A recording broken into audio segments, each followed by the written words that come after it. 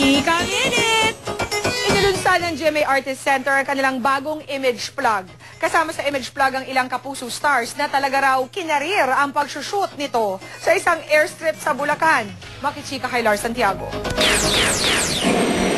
Style music video ang konsepto ng bagong image plug ng GMA Artist Center. Sa unang bahagi pa lang ng plug, kitang-kita ng malaki ito. Naroon ang mga bituing pinamamahalaan ng Artist Center. Lahat sila nakasuot ng itim na formal wear.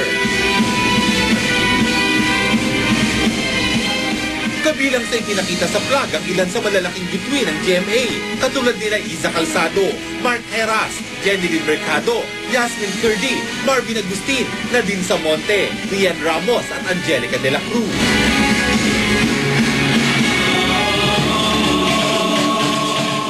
Hinangaan ng mga membro ng press ang image plug nang ipakita ito sa kanila kahapon.